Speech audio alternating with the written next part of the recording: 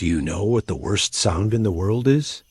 Most people would say it is a scream, or perhaps the sound of bones breaking, or the guttural growl of a predator in the brush. But they are wrong. The worst sound in the world is a whisper in a room where you are the only living thing. It is the sound of your own name, spoken with familiarity by empty air. We like to believe that ghosts, if they exist, are merely echoes, recordings of the past playing on a loop, a soldier walking a parapet, a woman crying in a hallway. We tell ourselves they are mindless, that they cannot see us. But what happens when the dark looks back? What happens when the thing in the corner of the room doesn't just knock, but answers? I am an old man now. The Tennessee soil has long since settled over the graves of my kin, but I can still feel the cold draft of that cabin. I can still hear the laughter that came from nowhere. And if I close my eyes, God help me, I can still hear it singing. That was the year the world turned wrong.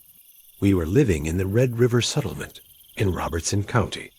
It was hard land, but good land. My father, John Bell, was a man of iron and earth. He didn't believe in fairy tales. He believed in the plow, the Bible, and the strength of his own two hands. I remember the isolation of that winter. The woods in Tennessee have a way of swallowing sound. When the snow falls, the silence is so heavy it feels like a physical weight pressing against your eardrums. You learn to listen to the timber of the house settling, the pop of sap in the fireplace. The trouble didn't start with a bang. It started with a roundness. I was walking with Father through the cornfield, the stalks dead and brown, rattling in the wind. He stopped. His eyes narrowed, fixed on a row of corn about 20 yards out. There was an animal there. At least, it looked like an animal. It had the body of a dog, black and matted, hunched over.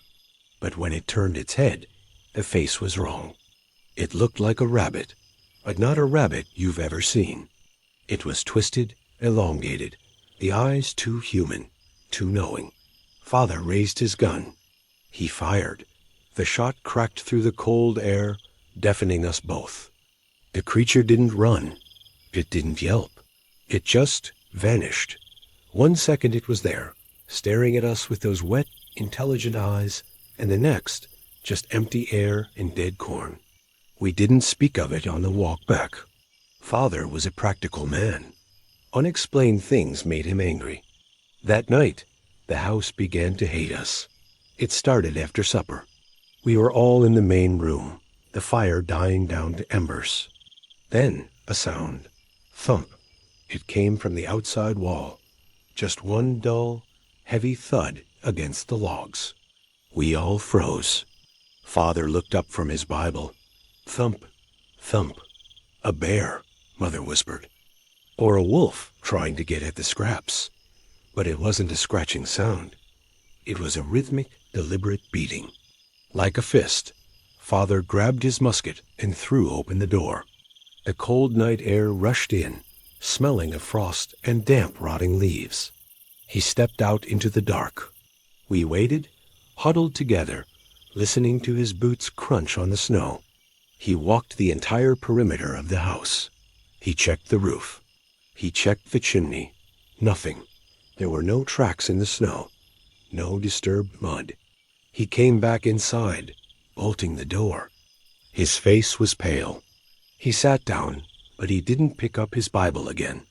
As soon as the candle flickered, it started again. But this time, it wasn't outside. It was inside the walls. Weeks turned into months, and the farmhouse became a prison. Sleep is a luxury you do not appreciate until it is stolen from you.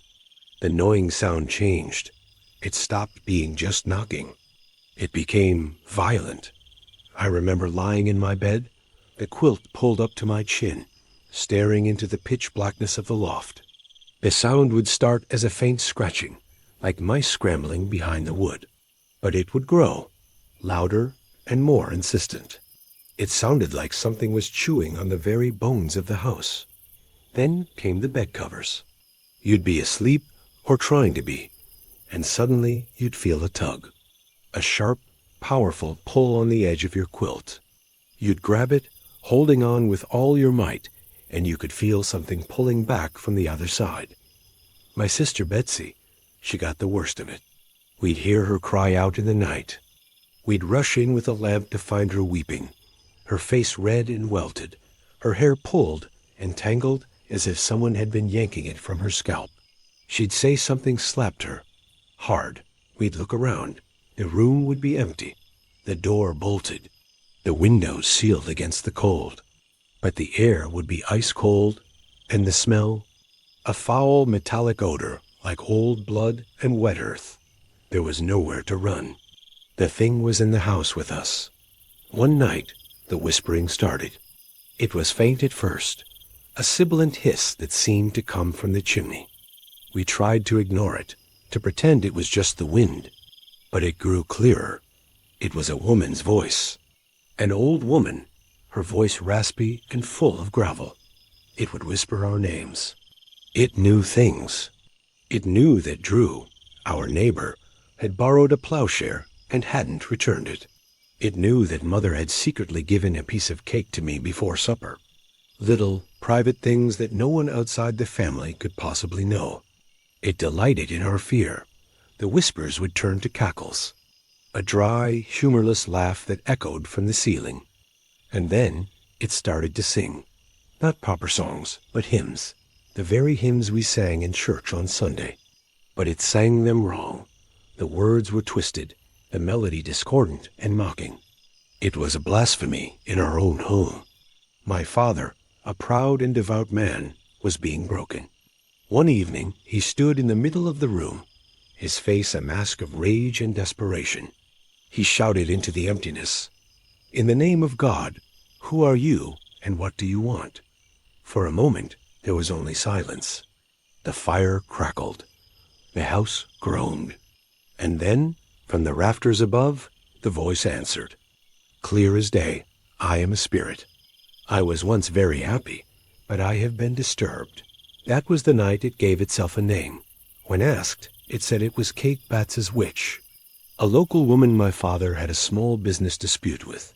We didn't know if it was true, if it was really her spirit, or something far older and more wicked just using her name. It didn't matter. It called itself Kate, and Kate was no mere echo. She was intelligent. She was malevolent, and she was just getting started. Visitors started to arrive. Word travels fast in a small community, and the tale of the Bell Witch became a local fascination. People came from miles around, curious, skeptical. They never left skeptical. Kate would put on a show. She'd converse with them, revealing their secrets, mimicking their voices perfectly. She'd slap them, pull their hair, throw furniture across the room. One man, a self-proclaimed witch-tamer, came boasting he could exorcise the spirit. Kate tormented him relentlessly through the night, leaving him a terrified, broken man who fled at first light. Even General Andrew Jackson, a friend of my father's, supposedly made a visit. His party of men, brave soldiers, were so thoroughly terrorized by the entity that they reportedly left the very next day with Jackson himself, stating he'd rather fight the entire British Army than spend another night with the Bell Witch. The spirit's focus, her deepest hatred, was reserved for two people, my father, whom she called Old Jack Bell, and my sister Betsy. She swore she would kill my father. She tormented him without mercy. He began suffering from strange fits. His tongue would swell in his mouth, making it impossible to speak or swallow. He would have violent seizures. Kate would laugh while he writhed on the floor, her voice booming through the cabin. "I've got Old Jack now." Her cruelty towards Betsy was different, more personal. Betsy was engaged to a local boy, Joshua Gardner. Kate despised their union. She would pinch and slap Betsy whenever Joshua was near. She would follow them on walks, her disembodied voice whispering threats and obscenities from the bushes. The strain was immense. The love between Betsy and Joshua withered under the constant supernatural assault. Eventually, broken-hearted, they called off their engagement. Kate celebrated with triumphant, echoing laughter that filled the entire valley. She had won. The family was broken. Our home was a living nightmare. And my father was dying. The fits grew worse. He was bedridden, weakened, a shadow of the strong man he once was. Then, one morning in December, he wouldn't wake up. We found a strange vial on the mantelpiece, half filled with a dark liquid. Kate's voice gloated from the air. I gave old Jack a big dose of that last night, and that fixed him. My father was gone. The doctors who examined the vial's contents said it was a potent poison. Whether it was the spirit that administered it, or the years of torment that finally took him, we knew who the murderer was. After my father's death, the activity lessened. Kate told my mother she would be back in 7 years, and she was. But it was never with the same intensity. It was as if, with my father's death, her primary purpose had been fulfilled. She returned again, years later, to me, Richard, an old man by then, to discuss the past and future. But her reign of terror was over. The land quieted down, but we never forgot. How could we? You don't forget when the darkness speaks your name. You don't forget the laughter from an empty room. You don't forget the feeling of invisible hands on your skin. Some stories are just stories, but some are warnings. They remind us that there are things in this world, unseen and ancient, that do not like to be disturbed. And that sometimes the worst thing you can do is listen when they whisper back.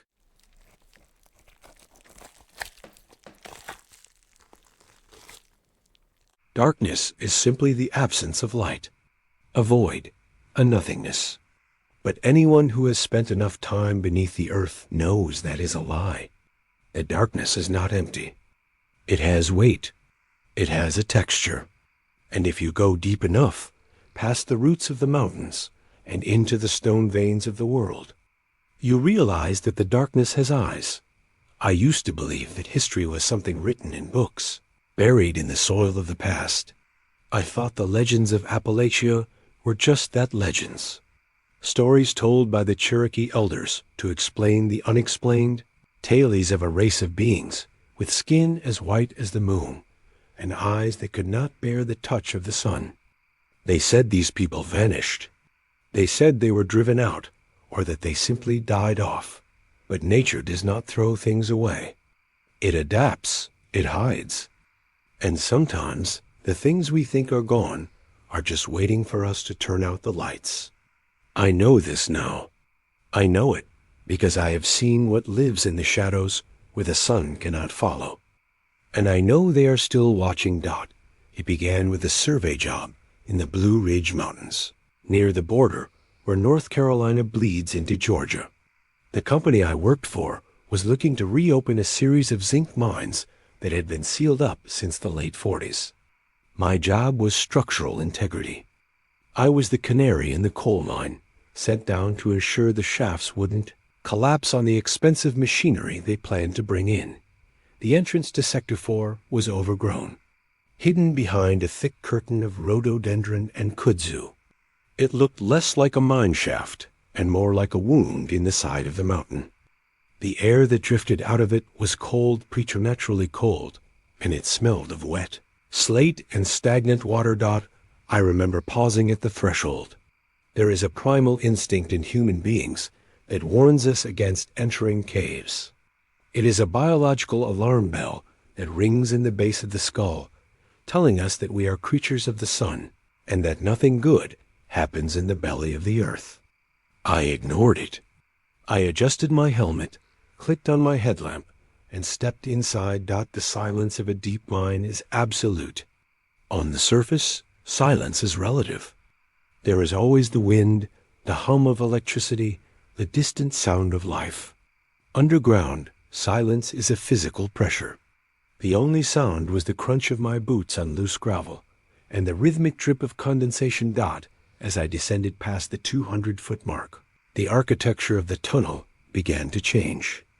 The jagged, blasted rock of the modern mining efforts gave way to something else. The walls here were smoother.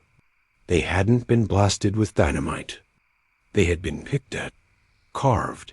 I ran my gloved hand along the wall. The tool marks were chaotic, frantic, but the tunnel itself was small. Too small for a modern mining cart. Too small, even, for a grown man to walk upright comfortably. I had to hunch my shoulders. The top of my helmet scraping against the low ceiling dot, it felt less like a mine and more like a burrow. I checked my map. This section wasn't on the company schematics. According to the paperwork, this tunnel dead-ended 50 yards back. But here it was, stretching down into the dark, spiraling deeper like the shell of a snail. That was when I found the first artifact. It wasn't a tool left behind by a careless miner. It was a pile of stones, stacked in a perfect circle in the center of the path. They weren't rubble. They were placed there, deliberately. I shined my light over the stones. They were smooth river stones, which made no sense this deep in the mountain. And sitting on top of the cairn was a single small bone. It looked like the femur of a small animal, maybe a raccoon. It had been snapped cleanly in half. A sense of unease began to coil in my stomach. The air felt thinner here, stale, ancient. I told myself it was just old superstitious miners playing tricks, or maybe a localized collapse that had revealed a natural cavern. But the geology was wrong. The shape of the tunnel was wrong. I should have turned back. I should have marked the sector as unstable and climbed back up to the sunlight. But curiosity is a dangerous thing. It pulls you forward even when your body is screaming at you to run. So I kept walking. Deeper into the dark dot, at 400 feet, the temperature dropped sharply. My breath began to mist in the beam of my headlamp. The tunnel opened up into a larger chamber, a natural cavern that had been modified. Along the walls, I saw them. Stone structures. Not natural formations, but walls. Low, crude walls built from stacked slate, forming small enclosures. They looked like the foundations of tiny houses, or perhaps sleeping quarters. But the scale was off. They were too small for an average human. They were child-sized. I walked toward one of the structures, my boots echoing loudly in the vast chamber. The echo didn't sound right. It didn't bounce back clean. It felt muffled, as if the darkness itself was absorbing the sound. I aimed my light into one of the stone enclosures. There was nothing inside but dust and silence. But as I swept the beam across the far wall of the cavern, I saw something that made my blood freeze. Paintings. Faint, faded ochre smeared onto the rock. They were crude, simple figures. But they weren't the stick figures and Native American petroglyphs I had seen in textbooks. These figures were pale.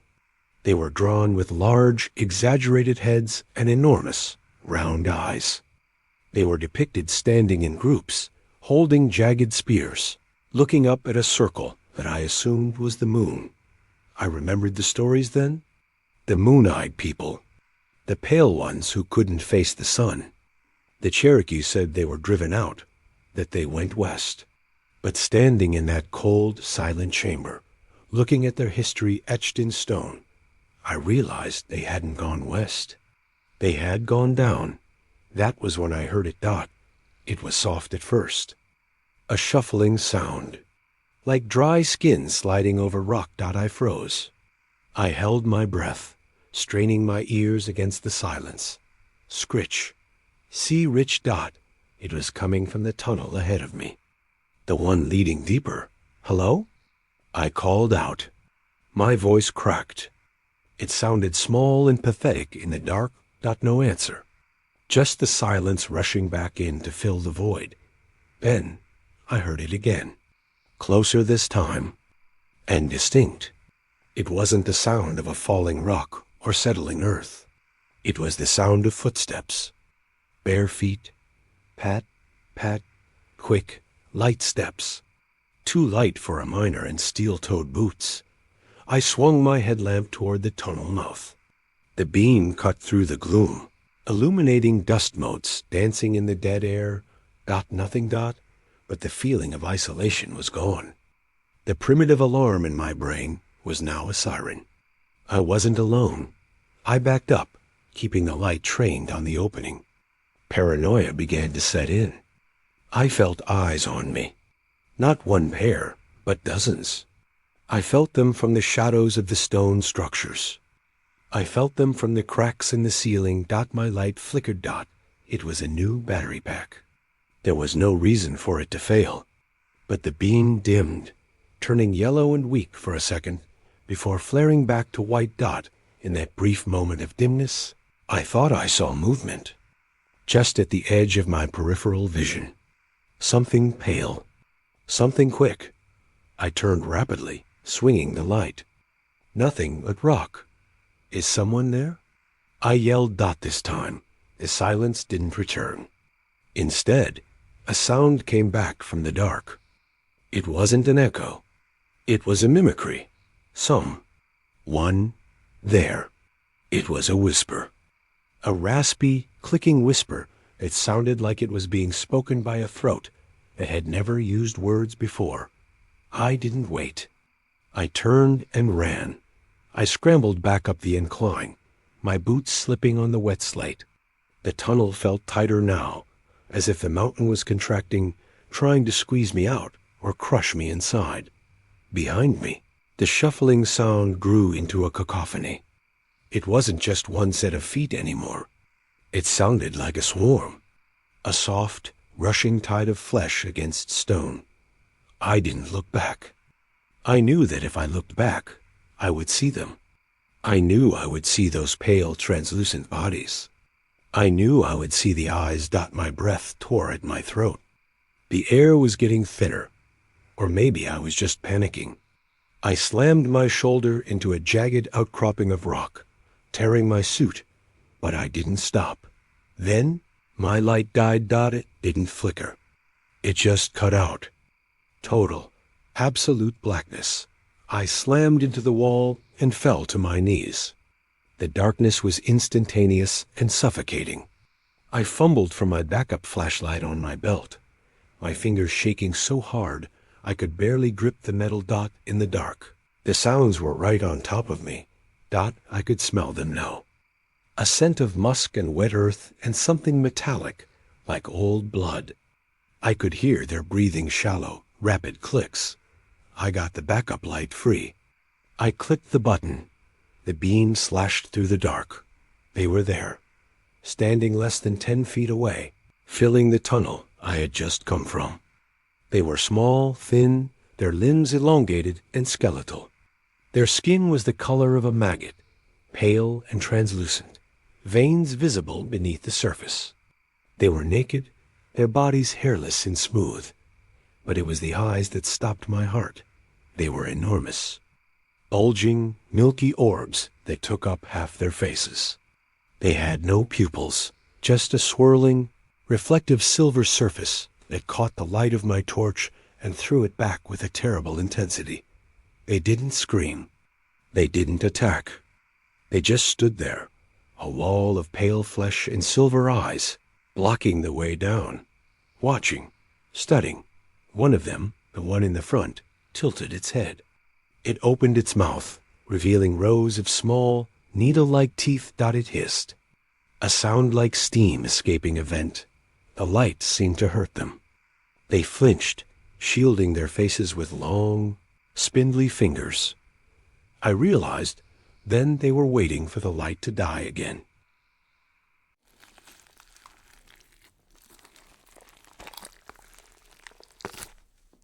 Death is supposed to be quiet, a peaceful slipping away, a final breath that leaves the room heavy with silence.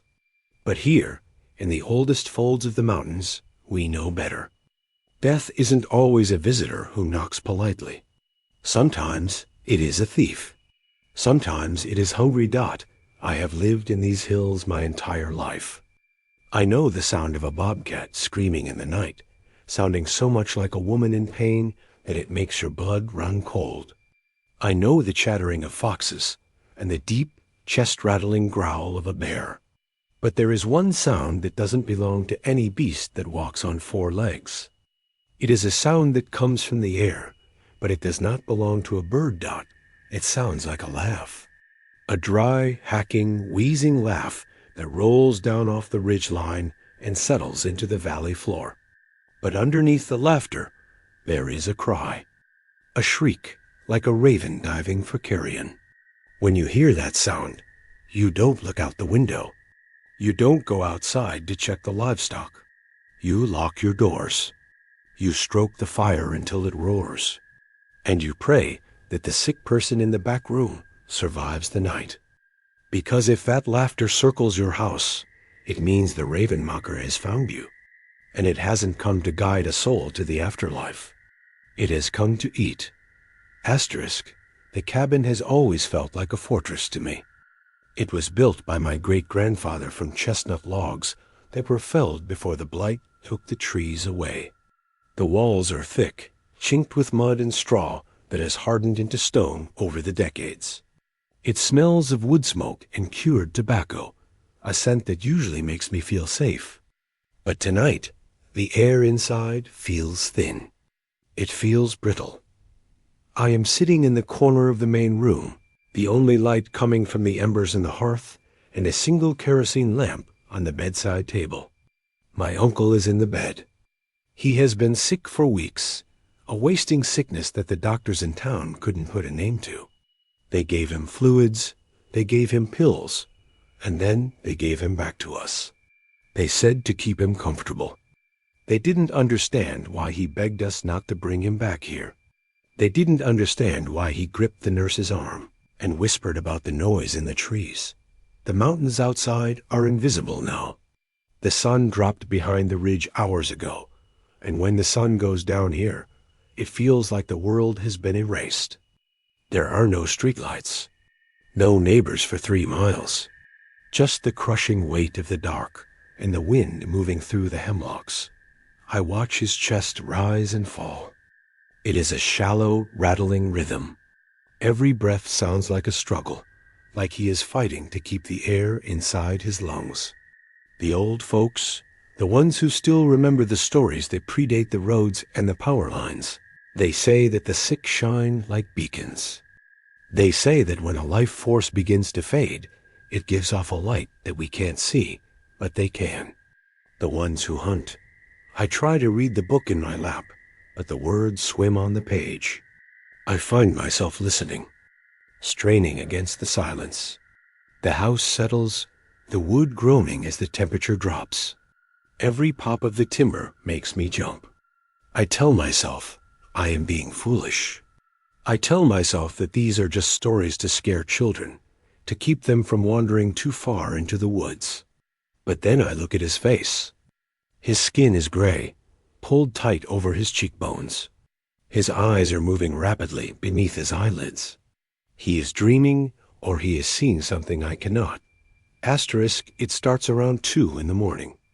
At first, I think it is just the wind catching the eaves of the tin roof. A low, scraping sound. But then the rhythm changes. It isn't the chaotic gusting of the wind. It is purposeful. It sounds like heavy, dry leaves being dragged across the shingles. I stand up and walk to the window. The glass is cold, radiating the chill from outside. I cup my hands against the pane and peer out, but the darkness is absolute. The yard, the fence line, the woods, it is all just a wall of black. But I get the distinct sensation that I am being watched. Not from the ground, but from above. I turn back to the bed and freeze. My uncle is awake.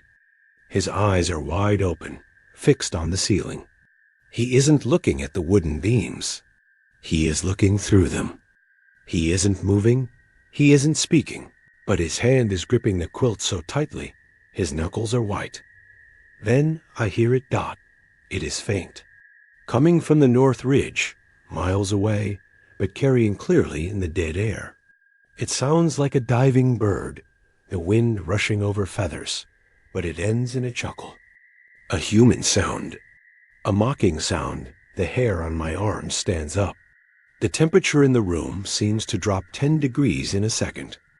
I look at the fire. The flames are dying down, sputtering as if the oxygen is being sucked out of the room. I grab a piece of oak and throw it on, poking it frantically, desperate for light, desperate for heat. The folklore says fire keeps them back. They fear the light because they are creatures of shadow and stolen time. The sound comes again. Closer this time. Much closer. It covers the miles in seconds. It is circling. I can hear the swooping noise, the displacement of air moving around the cabin in a wide arc. It is taunting us. It knows he is here. It knows he is weak. My uncle tries to speak. His voice is a dry rasp, barely audible. He says, "Don't let him in. Don't let him count me." I drag the heavy rocking chair in front of the door. I check the latch on the window. I feel foolish and terrified all at once. I am a grown man, barricading myself in against a story. But the dread in my stomach is heavy and real. It feels like swallowed stones. The laughter is right outside now. It isn't coming from the sky anymore. It is right at the window. A low, gurgling sound, wet and eager. Something scratches against the glass. A long, slow screech of a nail or a claw testing the barrier. The cabin feels like it is shrinking. The walls are closing in. The air is so thick I have to force it into my lungs. The fire flares up, casting wild, dancing shadows against the logs, and for a second, I see it. A shadow falls across the window curtain. It isn't the shape of a bird. It is the shape of a man, but wrong. Stooped, bent, with arms that hang too low and fingers that are too long. It is hovering there, suspended in the dark, defying gravity. My uncle lets out a sound that I will never forget. It is a whine of pure, primal terror.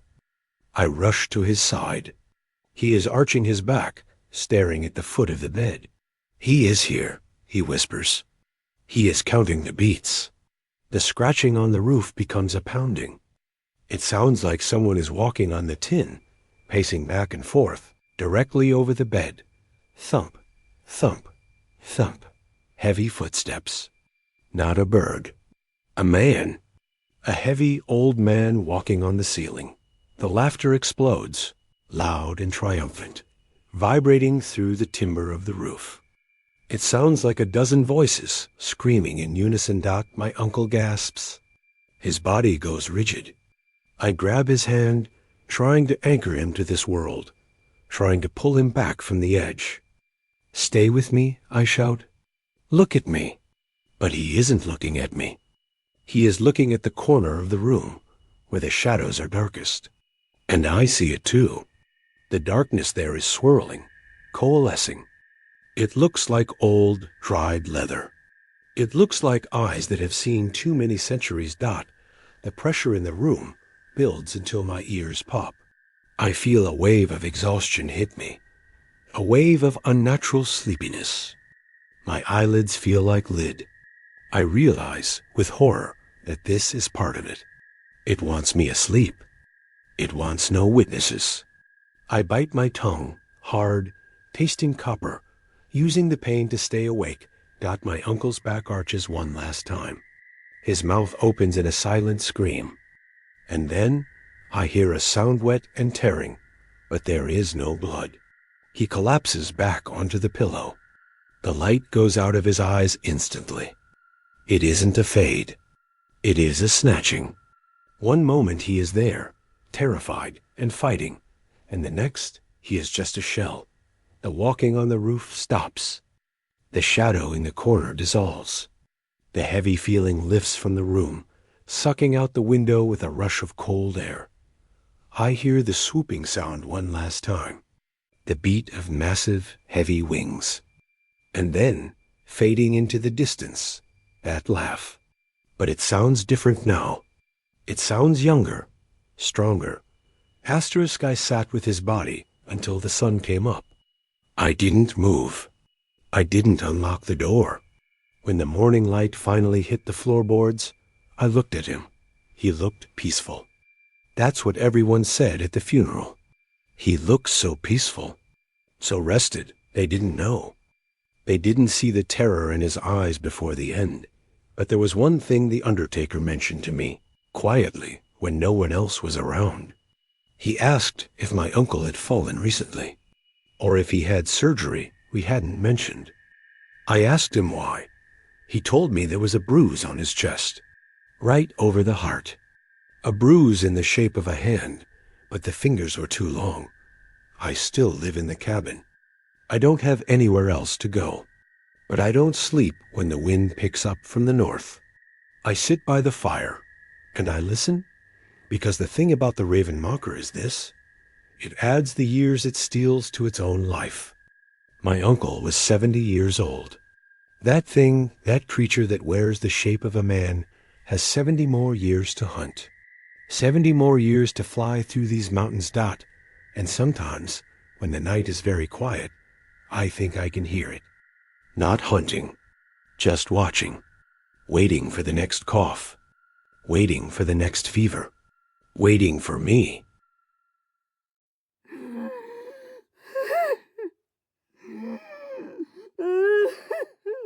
They say you shouldn't look directly at them. That's the first rule. But how can you not? It's pitch black out here. The kind of black that feels heavy, like water filling your lungs. You can't see your hand in front of your face, except for that one spot. That single pale orb hovering just between the hemlocks. It's warm, inviting. It looks like a lantern hanging on a porch, promising safety, promising a way out of this suffocating cold. My legs are numb. I've been walking for, God, I don't even know how long. 3 hours? 4? Every time I think I'm getting closer, it moves. Just a few feet back, just enough to keep me following. I thought it was a ranger. I thought it was help. But rangers don't float 3 feet off the ground. And rangers don't lead you to the edge of a cliff and wait for you to take that last step.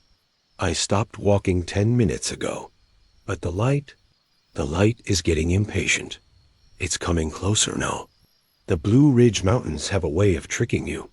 In the daylight, they are majestic rolling waves of green and blue, covered in that signature haze that gives them their name. It looks soft from the highway, but once you step off the pavement, the forest changes. It becomes ancient. I park at the trailhead around 4 in the afternoon. I know, late start. But I needed the air. I needed the silence. The city had been loud lately. Too many emails, too much traffic, too much static. I just wanted to hear my own boots on the dirt. The trail was easy enough at first.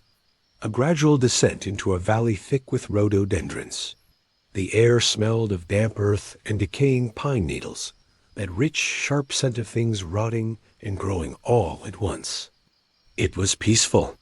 The sun was dipping low, casting those long golden shadows that stretch out like fingers across the path. I remember stopping to tie my boot. The woods were quiet. Not the quiet of an empty room, but the quiet of a held breath. The birds had stopped singing. The wind had died down. It felt expectant. I checked my watch. 5:30 p.m. I figured I had another hour of good light, maybe 90 minutes at dusk, before I needed to be back at the car. Plenty of time to loop around the ridge and hike out. That was the mistake. Assuming time works the same way in the deep woods as it does everywhere else. I reached the turnaround point as the sun slipped behind the highest peak. The temperature dropped instantly. You know that feeling? When the warmth of the sun vanishes and the chill from the ground rises up to meet you? It went from 60 degrees to 40 in a matter of minutes. I turned back. I knew the trail. I had a map. I had a flashlight, though I didn't turn it on yet. I wanted to let my eyes adjust to the twilight. That blue hour where everything turns monochrome. That's when I first saw it. It was far off to my right, deep in a cluster of birch trees. Just a flicker, white-yellow, like the flame of a candle, but steadier. I stopped. The light stopped. "Hello?" I called out. My voice sounded small, swallowed by the trees. Nothing. I figured it was a camper. Maybe someone setting up a tent for the night, illegal as it might be in this section. I dismissed it. I kept walking, focusing on the trail, which was becoming harder to see as the gray light turned to charcoal. A few minutes later, I saw it again, closer this time. It wasn't to my right anymore. It was ahead of me, directly on the path. A soft, glowing sphere, roughly the size of a grapefruit, hovering about chest height. It wasn't casting a beam like a flashlight. It was just glowing, illuminating nothing but itself. I slowed down. My brain tried to rationalize it. Ball lightning? Swamp gas? But we were on a ridge, not a swamp. A drone? No sound. I took a step forward. The light drifted backward, smoothly, silently, like it was on a track. It was waiting for me. I turned on my flashlight. The LED beam cut through the dark, a harsh white cone of artificial safety. I swept it over the trail ahead. The woods were empty. Just trees, rocks, and shadows. The glowing orb vanished the second my light hit it. "Okay," I whispered. "Just a reflection. Just eyeshine from a deer," I convinced myself. I forced myself to keep moving, but the feeling of isolation had shifted. Before, the solitude was comforting. Now, it felt predatory. The trees seemed to lean in, their branches interlocking like the bars of a cage. I walked for 10 minutes, head down, watching my boots. Step, crunch, step, crunch. Then, I turned off my flashlight to check the battery. It was right there, 10 feet away. It hadn't vanished. It had just been washed out by my light. It had been watching me the whole time, and now there were 2 of them, one slightly higher than the other. They bobbed gently, like boats on a calm lake. There was a rhythm to it, hypnotic. Up, down, left, right. My heart hammered against my ribs. I could hear the blood rushing in my ears. I reached for my flashlight switch, but my thumb froze. Why was I afraid to turn it back on? Because if I turned it on, I'd see what was holding the lights. Or worse, I'd see that nothing was holding them. "Who's there?" I shouted. It came out angry, aggressive. A bluff. The lights didn't react to the sound. They reacted to my movement. I took a step back, and they drifted forward. Just an inch, a subtle encroachment. I realized then that I wasn't on the trail anymore. I spun around. The packed dirt path was gone. Beneath my boots was thick, uneven moss and dead ferns. I swept my light around frantically. Trees. Just endless, identical trees. No trail markers. No blazes painted on the bark. How? I hadn't turned. I hadn't strayed. I had walked in a straight line towards the lights. I checked my compass. The needle was spinning lazily, not pointing north, just drifting, round and round. A sound broke the silence. A twig snapping, heavy, deliberate. Not a squirrel, not a deer. Something with weight. It came from behind the lights. I started to back away, stumbling over roots. The lights followed. They matched my pace perfectly. If I scrambled fast, they sped up. If I froze, they hovered. They were hurting me. You know that feeling when you walk through a spider web? That invisible, sticky panic? That's what the air felt like. Thick, charged with static. I ran. I didn't care about direction anymore. I just turned away from the twin orbs and ran into the blackness. Branches whipped my face, tearing at my skin. I tripped, slammed my knee into a rock, scrambled up, and kept running. I ran until my lungs burned, until I couldn't breathe. I collapsed against the trunk of a massive oak, gasping, hiding my face in my hands. I listened. Silence. No footsteps pursuing me. No rustling. I slowly peeked between my fingers. They were surrounding me. 6 of them now. A circle of pale, blue-white fire, encircling the tree. They weren't casting light on the ground. They didn't illuminate the leaves they were touching. They were holes in the world. They started to hum. It wasn't a sound I heard with my ears. It was a vibration in my teeth, a pressure in the center of my skull. A low, oscillating thrum. Whum, whum, whum. One of the lights, the largest one, drifted closer. It broke the circle. It floated toward me, ignoring the wind, ignoring gravity. It stopped inches from my face. It wasn't heat radiating from it. It was cold. A deep, impossible cold that made the sweat on my forehead turn to ice. I looked into it. I saw things. I saw the trail I should have taken. I saw my car parked alone in the lot. But I also saw myself lying in a ravine, twisted and broken, covered in snow. I saw myself wandering these woods for years, my skin gray, my eyes hollow, holding a lantern that never burns out. The light was showing me what happens when you stay too long. It was inviting me to join, to become part the mountain. No, I whimpered. The hum got louder, screaming in my head. The light flared, expanding, consuming my vision. I felt a tugging sensation in my chest, like my soul was being hooked and dragged out of my ribs. I scrambled backward, kicking at the dirt. I grabbed a heavy branch from the ground and swung it wildly at the orb. The wood passed straight through it. No resistance. But the light flinched. It didn't like the aggression. The white glow turned a sickly, bruised purple. The hum turned into a shriek like metal grinding on metal. All of them rushed me at once. I threw myself down the slope.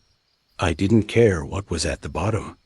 I rolled, tumbled, crashed through thorn bushes that shredded my jacket. I felt the cold breath of them on my neck. I felt them snatching at my clothes. I hit the bottom of the ravine hard. The impact knocked the wind out of me. I lay there in the mud, staring up at the ridge line. Above me, lined up on the edge of the drop, were dozens of them. A silent audience, watching, waiting to see if I'd get up. I crawled. I couldn't walk. My knee was ruined. I dragged myself through the freezing creek water. I focused on one thing, the sound of a truck engine in the distance. Real sound, not the hum. I clawed my way up the opposite bank, fighting gravity, fighting the urge to just lie down and sleep. The lights didn't follow me down. They just watched. When my hand hit asphalt, I wept. I lay on the center line of the Blue Ridge Parkway, praying for headlights. A trucker found me. He didn't ask questions. He just helped me into the cab and blasted the heater. He said I looked like I'd seen a bear. I didn't correct him. I looked out the passenger window as we drove away, up into the tree line. They were there, keeping pace with the truck, just for a mile or so, drifting through the canopy at 50 miles an hour. That was 6 months ago. My knee healed. The scratches faded, but I don't sleep with the lights off anymore. Sometimes when I'm driving home from work, on roads nowhere near the mountains, I see them in the rearview mirror. Just a flicker, a pale orb hovering over the back seat. I don't look too closely. I just keep my eyes on the road, because I know if I turn around, if I acknowledge them, they'll know I'm ready to come back. The locals were right. The lights know the way home. I'm just not sure they'll ever let me stay there.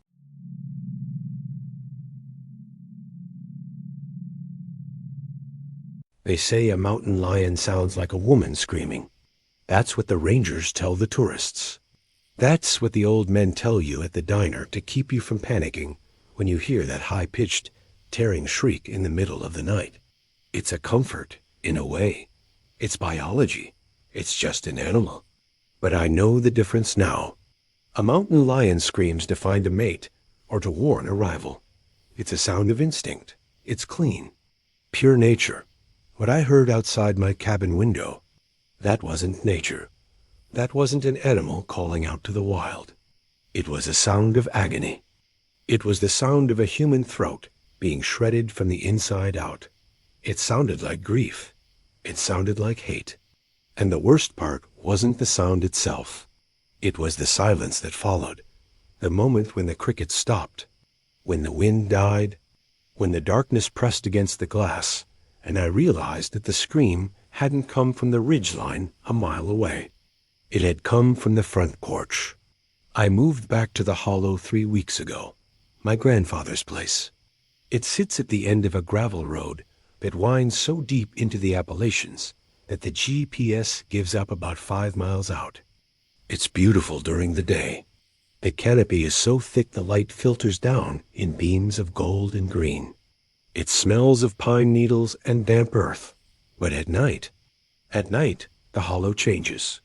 The geography here, it traps things. Sound doesn't travel away. It bounces back, it echoes. You can drop a hammer on the porch and hear it 3 times before it settles. The first week was peaceful. I spent my days fixing the roof, clearing the brush that had tried to reclaim the yard. I felt like I was reconnecting with something. My roots, maybe. Or just silence. But by the second week, the atmosphere shifted. It started with the smell. You know that scent before a thunderstorm?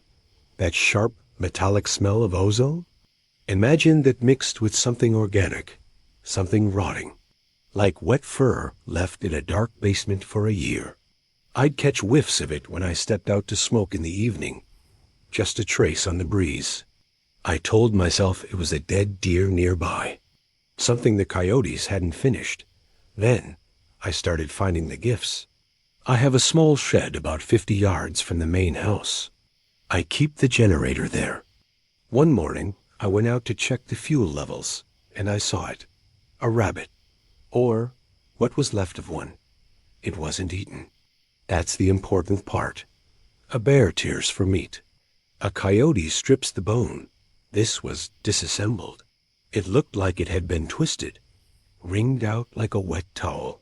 And it was laid perfectly on the step of the shed, displayed. I buried it. I told myself it was a freak occurrence, a territorial dispute between animals I didn't understand. But that night, the feeling of isolation stopped feeling like solitude and started feeling like confinement. I sat in the living room, trying to read, but the silence outside was heavy. Not empty. Heavy. It felt like the woods were holding their breath, waiting for me to turn off the light. I remember walking to the window, looking out into the yard. The security light was on, casting this sickly yellow glow over the grass. And at the edge of the light, where the yard meets the tree line, I saw the distortion. It wasn't a shape. It wasn't a shadow. It looked like a heat shimmer. You know how the air ripples above hot asphalt? It was like that. A patch of blurred air, moving against the wind. It flowed between 2 oak trees and vanished. My eyes played tricks on me. That's what I said. Just fatigue. Just the isolation getting to my head. I should have packed the truck right then. The screaming started 2 nights ago. It began at dusk, just as the sun dipped behind the ridge and the blue shadows stretched out to cover the cabin. At first, I thought it was a child. Crazy, right? Miles from the nearest paved road, and I thought, is there a kid lost out there? It was faint, a weeping sound, a soft, rhythmic sobbing coming from the creek bed down the hill. I grabbed my flashlight and my rifle grandfather's old, 30-30, not because I intended to shoot anything, but because, well, out here, you don't walk into the dark with empty hands. I stood on the porch, listening. Ooh, ooh. It was pathetic. Sad. It made my chest tighten. I stepped off the porch. Hello? I called out. My voice sounded small against the trees. The sobbing stopped instantly. Then, a voice, if you can call it, that mimicked me. Not a parrot's mimicry. Not a recording. It was my voice, but stripped of the humanity, like it was being played on a cello made of meat. Hello? The hair on my arm stood up. Every instinct I had, every primal alarm bell in my DNA, started ringing at once. Predator. Run. Hide. I backed up slowly, keeping the light trained on the trees. The beam cut through the mist, catching the trunks of the pines, the swaying ferns. Then I saw the eyes. They weren't reflecting the light. They were generating it. Two burning, amber orbs set too far apart to be a bobcat, too high off the ground to be a wolf. They were 6 feet up, levitating in the dark, and the creature attached to them, it refused to focus. It was that blur again. A shifting, shimmering mass of gray and black fur that seemed to ripple like water. It was walking on 2 legs, hunched over, its long arms dragging near the ground. I didn't wait. I turned and scrambled back up the steps, slamming the heavy oak door and throwing the deadbolt.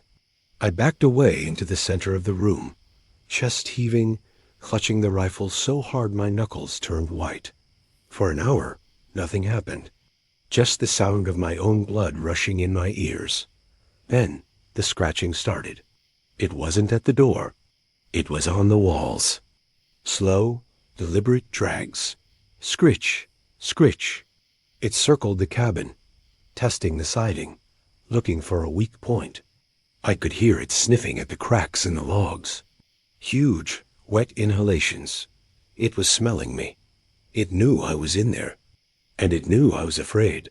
The legend says the wampus cat was once a woman who spied on the sacred rituals of the mountain men, wearing the skin of a mountain lion to hide herself.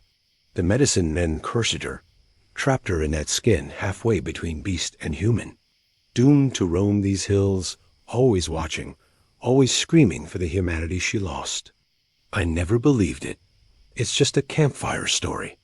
But as I stood in that dark cabin, listening to those heavy, frantic footsteps circling my home, I realized something terrifying. It wasn't trying to get in to eat. It was trying to get in because it hated me. It hated that I was inside, safe and warm. It hated that I was human.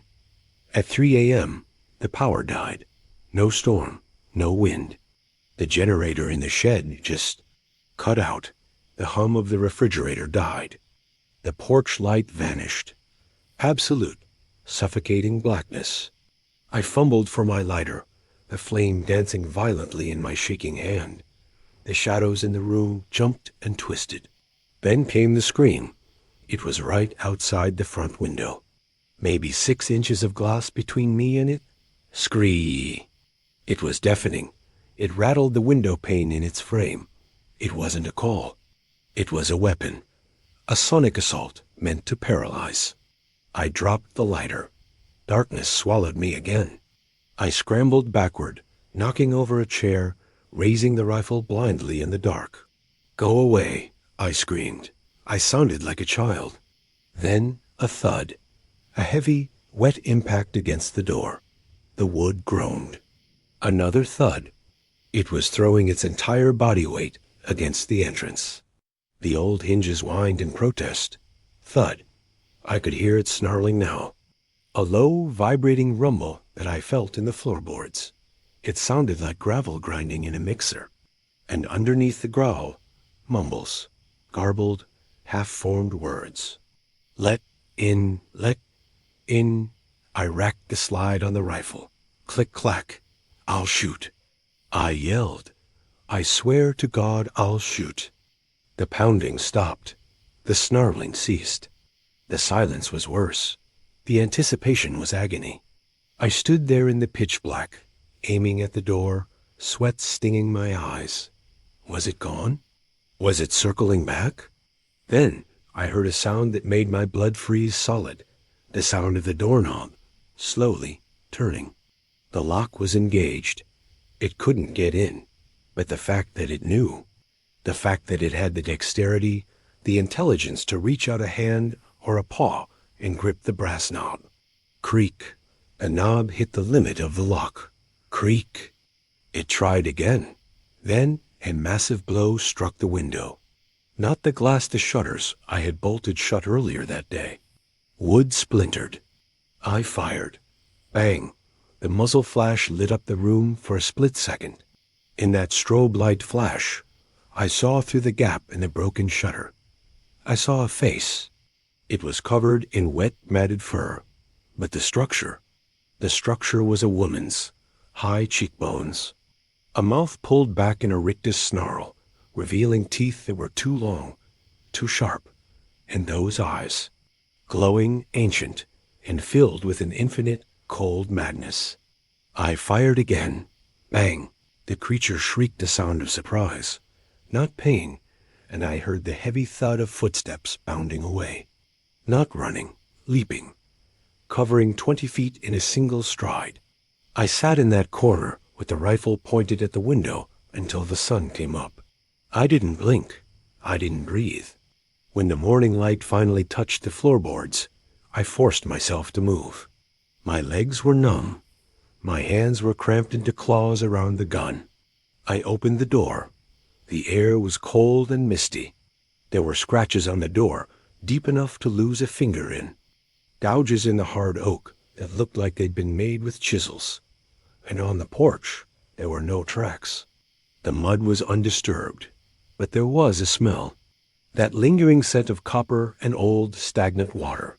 And on the broken shutter, snagged on a splinter of wood, was a tuft of hair. It wasn't fur. It was long, black, coarse human hair. I'm packing the truck now. I'm leaving the furniture, the tools, everything. I don't care about the inheritance. I don't care about the land. Because I know something now. I know why the locals stay out of the woods at night. It's not about superstition. It's about survival. There are things in these hills that don't belong to the natural order. Things that remember what they used to be and hate us for what we are. I'm leaving. But as I look at the tree line one last time, I can feel it. The blur in the air. The eyes watching from the shadows. It knows my face now. And I have a terrible feeling. It knows where I'm going. If you've stayed this long, perhaps you're one of us. Share this with a friend who thinks they're brave. Subscribe to Midnight Brew FM if you want to see what hides in the dark. Thanks for watching.